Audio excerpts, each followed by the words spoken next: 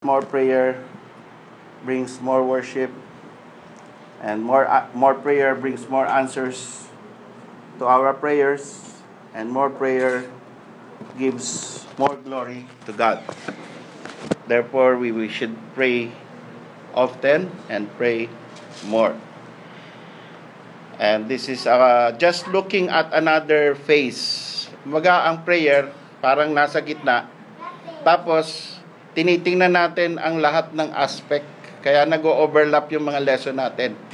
Tinitingnan natin yung kaliwa, yung kanan, yung ilalim, yung ibabaw, yung harap at likod. Tinitingnan natin lahat. So, ngayon ay pinagtutugma natin ang panalangin at ang pagsamba sa Panginoong Diyos. Ang unang punto na makikita natin ay sa langit, habang pa lang nagkakaroon ng heavenly worship, ay yung panalangin natin dito sa lupa, sa ngayon, sa panahon ngayon, ay naisasama nila.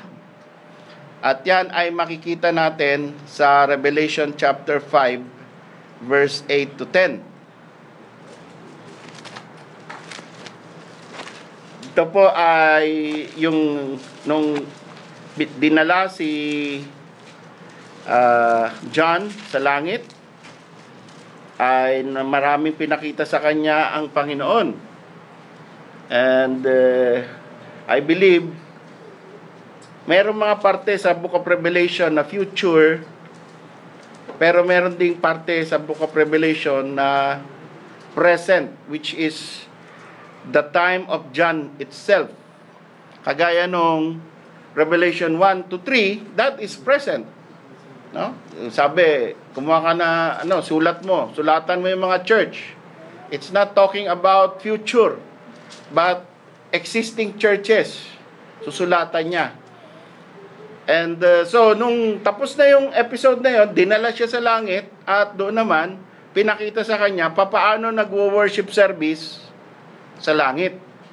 At ang isa sa mga nakita niya is itong Revelation 5, 8 to 10.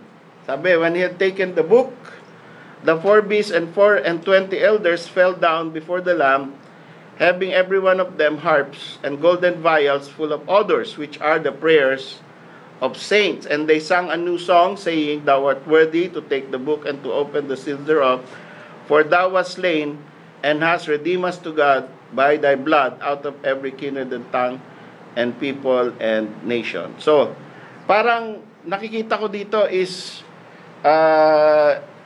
this is how they worship God.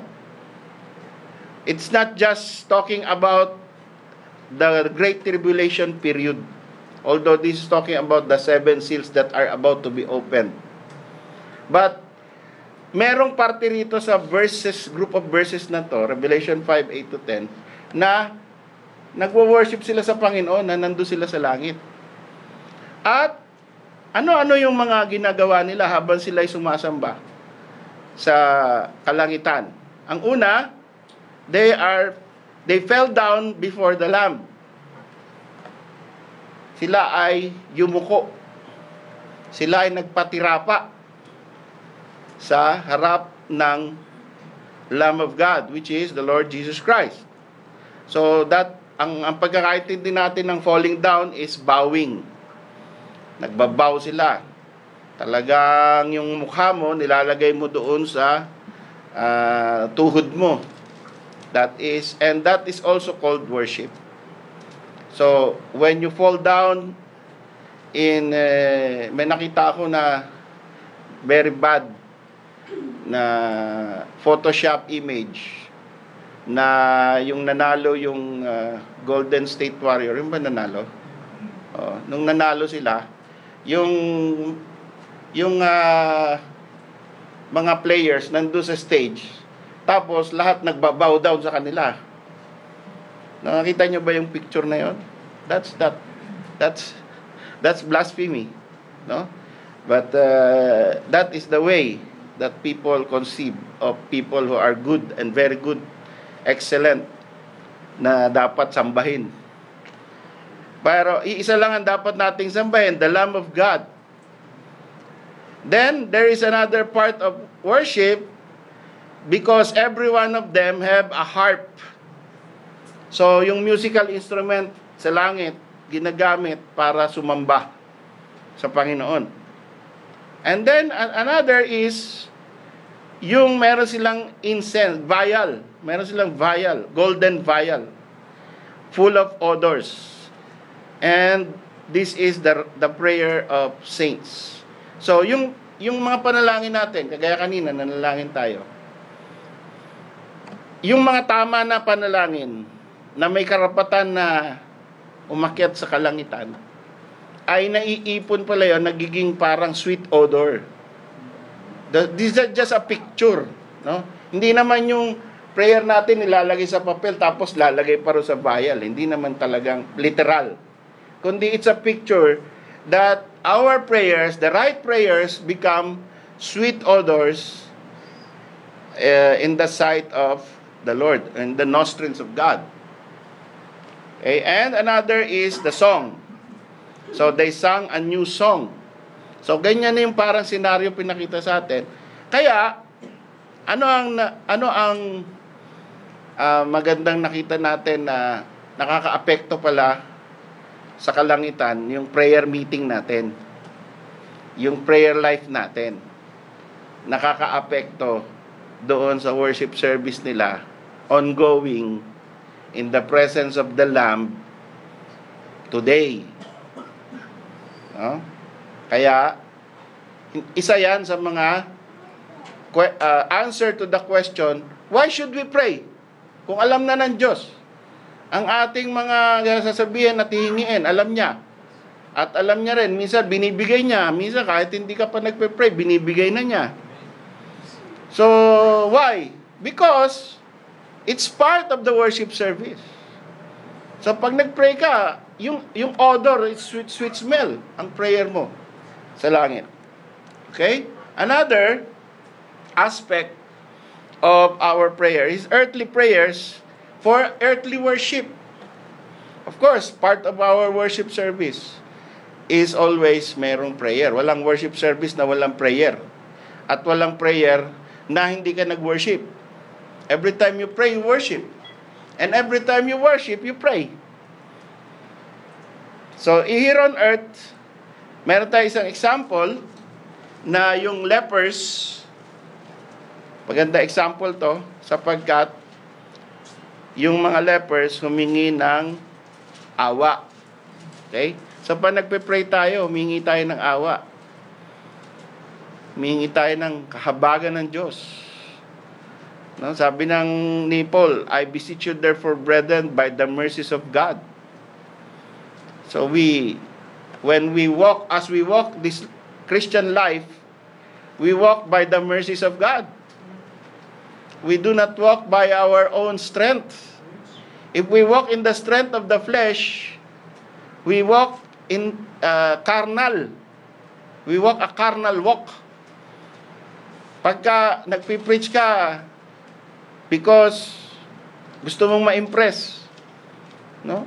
Or ma-attend ka dahil gusto mo lang makita na faithful ka, o importante sa yung makompleto ang 52 Sundays or 52 Fridays.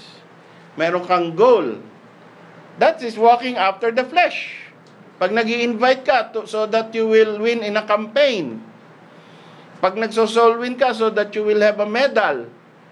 That is walking after the flesh. Doing things which are spiritual. At ganun din sa prayer. Pag nagpe-pray ka to be seen of men, that's walking after the flesh. But if we walk according to the mercies of God, so that is like we are lepers asking for mercy. And ano ba yung parang leprosy natin? Yung old man na pinagpe-pray natin na hindi manalo.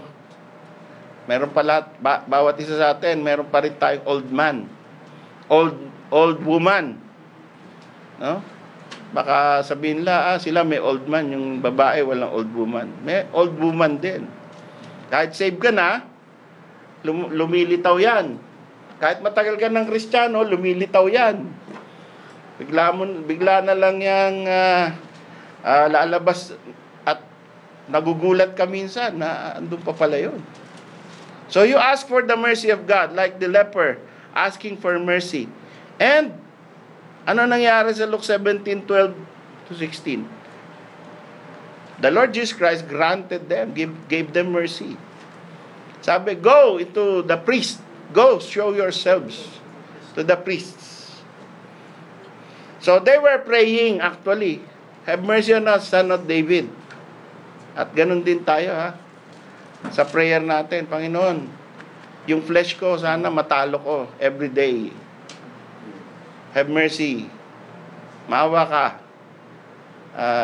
Burden natin yan no? Dapat iisipin natin na meron tayong constant burden na para tayong ketongin. At araw-araw, bibigyan tayo ng mercy ng Panginoon. Pagka ginrant niya yon, so dito sa ating illustration, merong 10, no? 10 may sakit. Sabi nung batang paslit, 10 may sakit, ni pagaling ni Jesus. Bulol pa no? Ang siya may umalit, ang isa ay bumalit. At siya ay lumuhod sa paanan ni Jesus. At sinabi niya ay salamat po, Jesus. Yan. So, kanta yun. Gandang turo niyo sa mga bata. Alam mo ba yan, Kate? Turo sa'yo ni Mami. Ni Papa. Wisado ni Papa mo yun. So, doon sa 10 na may sakit, yung siyam, hindi bumalik. Yung isa, bumalik. Sometimes, ganun tayo, no? Pagkatapos na mabigay ng Panginoon yung ating answered prayer, doon na tayo nakatingin sa answered prayer. Hindi na rin sa Panginoon na nagbigay. Hindi na natin binabalikan, hindi nagiging mas faithful tayo doon sa blessing kaysa sa blesser. Diba? That's our fault. That is within all of us. That I'm not saying that is your fault. It's my fault too. Pag binibigyan tayong blessing, nako-concentrate tayo. Pag yumayaman tayo, nabe-bless tayo, naisip natin,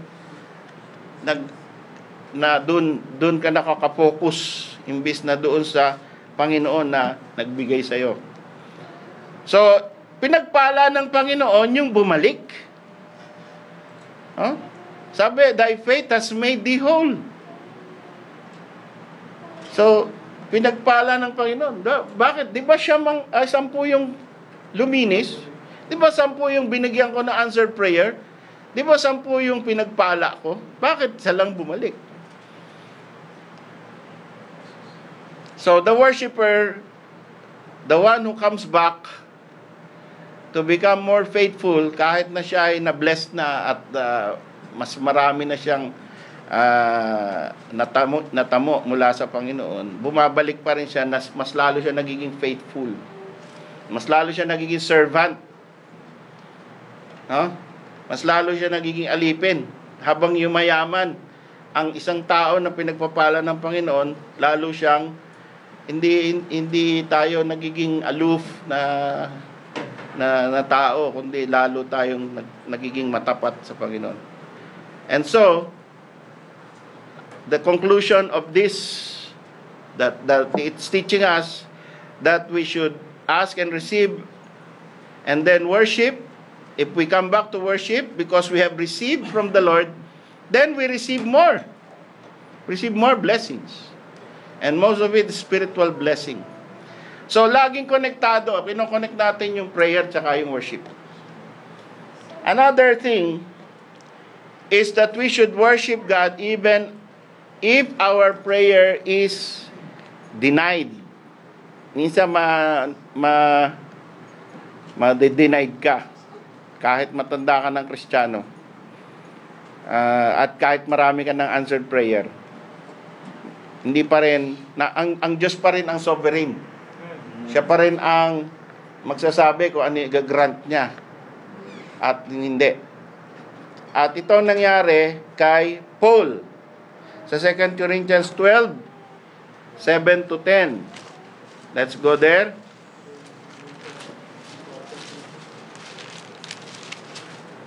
Second Corinthians 12.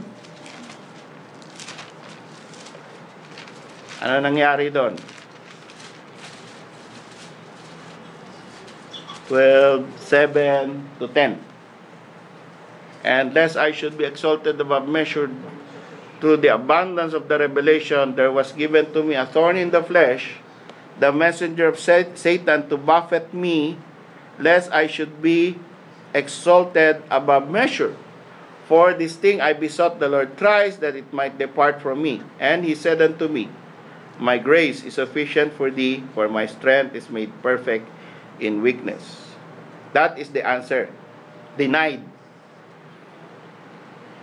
So, sabi ni Paul, most gladly therefore will I rather glory in my infirmities. Tinanggap niya yung denied. And he rather glory in his infirmities. Nakontento na siya na meron siyang thorn in the flesh, that the power of Christ may rest upon me. So what happened?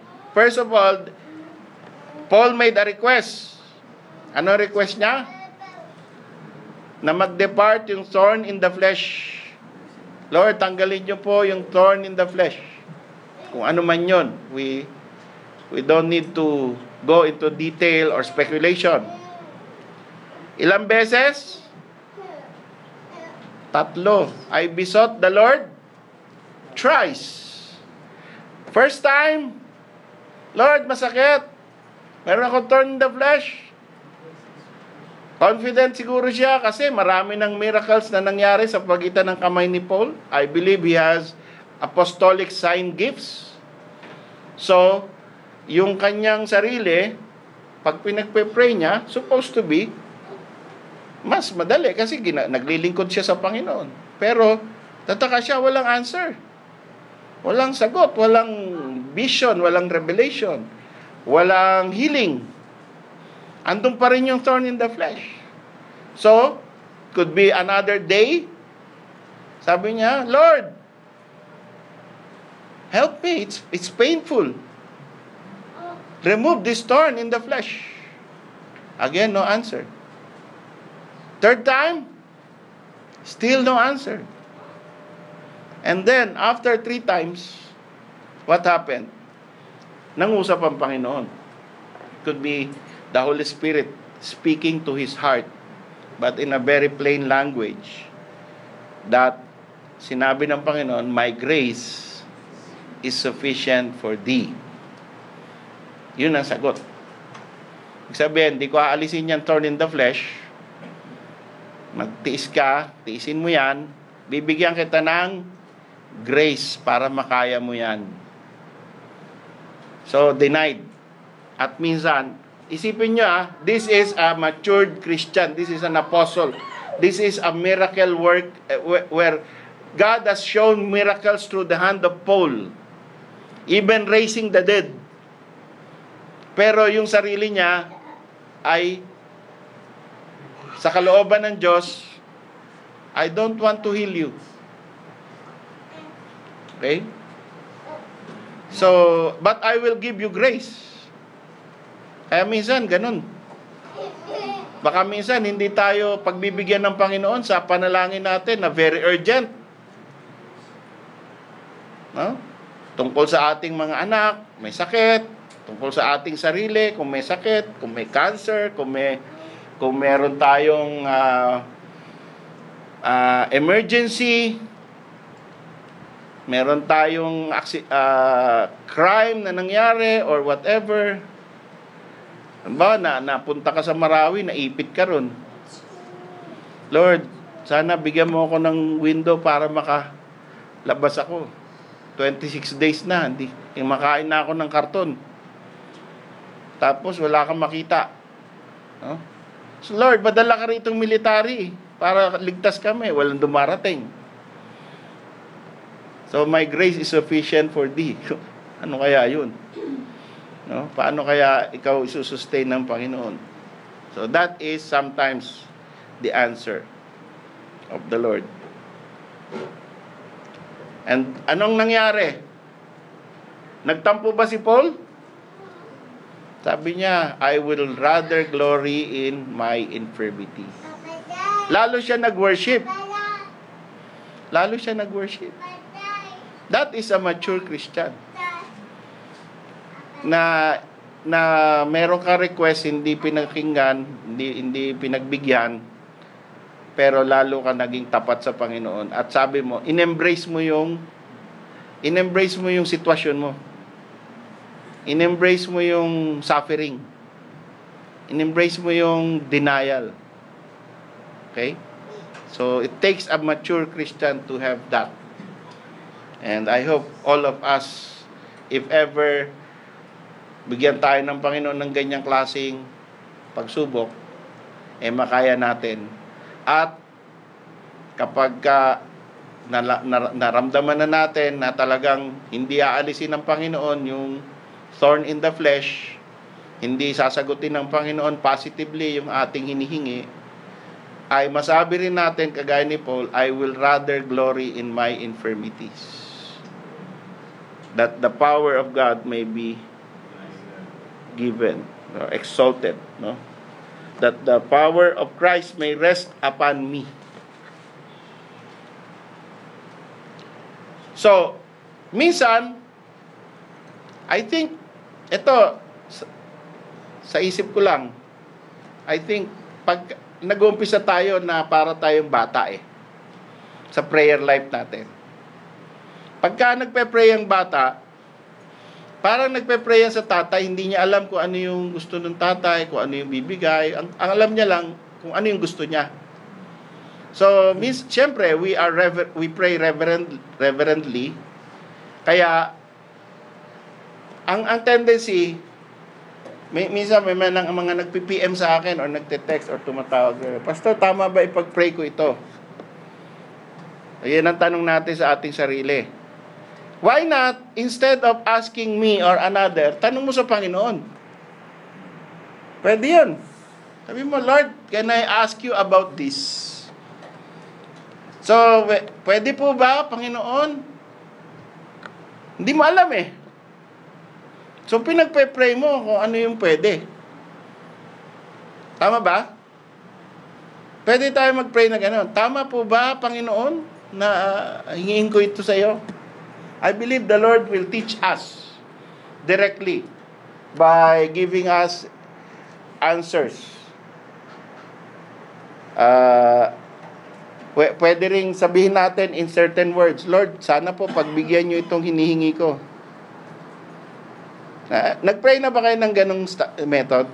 Ganong No? Lord, sana po pagbigyan nyo itong, hindi ko alam kung pagbibigyan nyo, pero sana po pagbigyan. So, that is like praying with a doubt. So, you don't expect na okay ba itong pinag-pray ko o hindi. But, at least, you are asking God, and later on, magkakaroon ka ng idea, and magkakaroon ka ng maturity, so that, pagka matured ka na, pwede mo nang i-quote ang Panginoon. This is how I think this is how a mature Christian will pray. He will quote the Word of God. Sabi niya, Lord, you said in your Word a certain promise. Therefore, I ask, you quote the promise and you apply the promise to yourself or to your request. And then you give an assurance na, Panginoon, I know that when I receive, your name will be glorified. Laging iniisip mo na yung glory of God ang end result. Hindi yung glory mo. Pag hindi mo ma-visualize na ang end result, glory ng Panginoon, mali yung prayer mo. Pag ang end result, yung sa'yo lang, glory mo lang, natuwa ka lang, dahil salamat Panginoon, kagaya ng mga nagpe-pray sa Baclaran tsaka sa Quiapo. Ano ang pinagpe-pray ng mga tao doon? Magandang business, di ba? makapag-abroad, tumama sa loto, makapag-asawa, at kung ano-ano, gumaling. Okay, sabihin natin, gumaling. Pagkatapos what? Pag gumaling ka na di tutuloy ko yung ginagawa kong mga bisyo, pag-inom, kasi gumaling na ako eh. So, deboto na ako nito. Kasi lahat ng hingin ko sa kanya, pag negosyo, nagtagumpay ka, ano ngayon? So, it's not connected to the glory of God. But, the real prayer of a mature Christian, nakikita mo na God will be glorified if this will be answered. This will happen. Another kind of prayer, Lord, I have prayed many times about this, but until now I have not received it. Panginoon, paintindi mo sa akin. Humingi ka ng wisdom. Bakit di sinasagot? Mali ba, Panginoon? I think this is correct. This is right. I think this will be for your glory. Pero bakit hindi dumarating? Bakit hindi pinagbibigyan? I want to understand. Pero kung hindi mo talaga pagbibigyan, Lord, I submit to your will.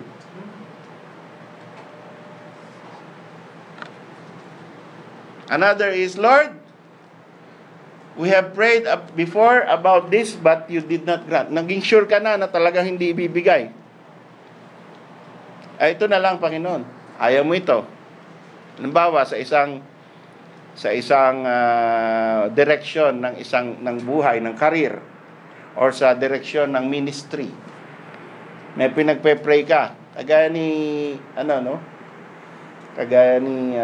Muller. Nagpe-pray siya, Lord, 300 lang ang orphans, okay na ako, kontento na ako, or increase mo ba ako ng 1,000?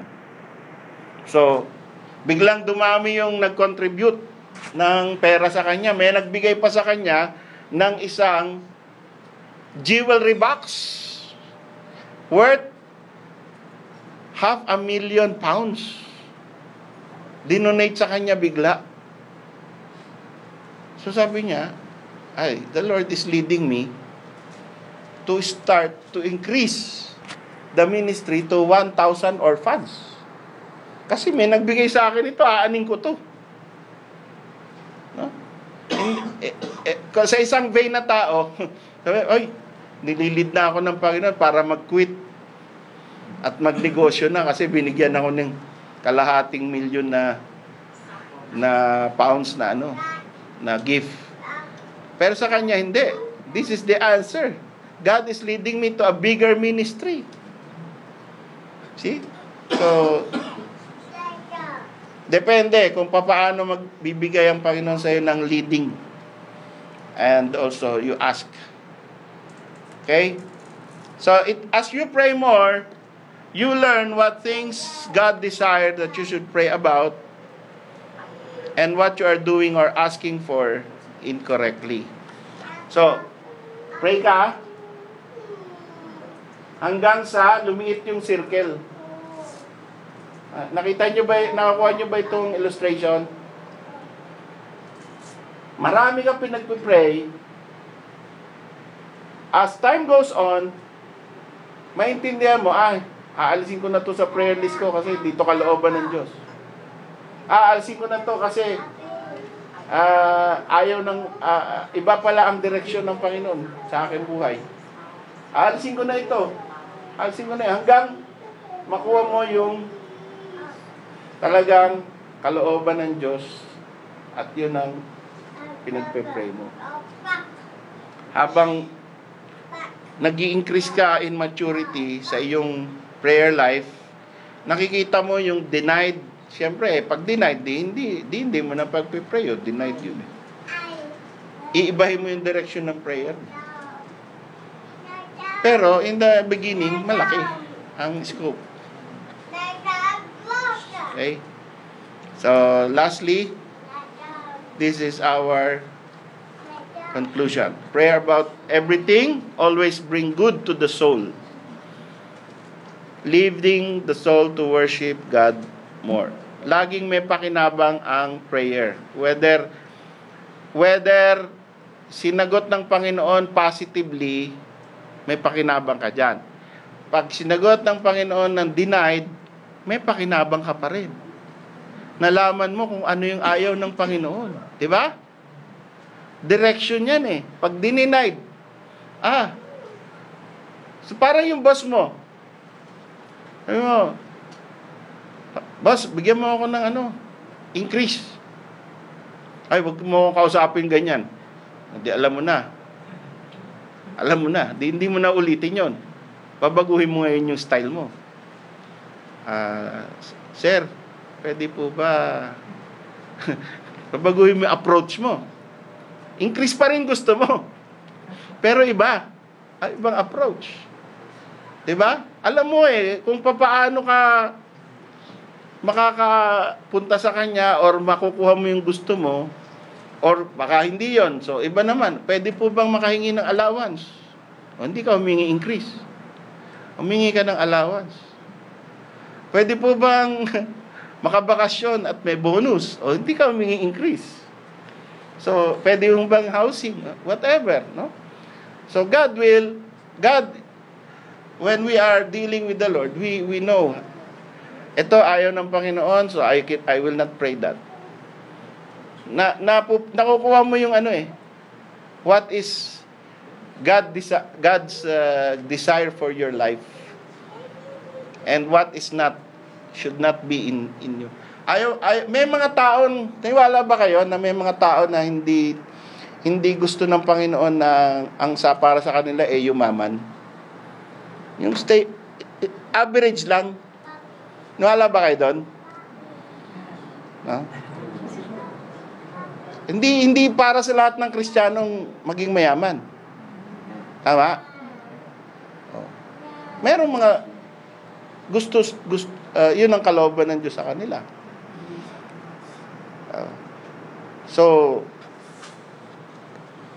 Pero ayaw natin yun, no? Ayaw natin tanggapin. Hindi. Kailangan pag-iumaman ako Kagaya ng isang kasama natin dito, baka ang gusto ng Panginoon sa'yo, maging binata hanggang sa ikaw ay tumanda. Ayaw niya talaga. Hindi, mag-aasawa ako. Hindi niya matanggap. No? Hindi, mag-submit ka. Hindi. Okay. So, just pray until we're confident of the content of our prayer. And as you pray more, you learn to cope and glorify God even when God says no. And as you pray more, you become more worshipful.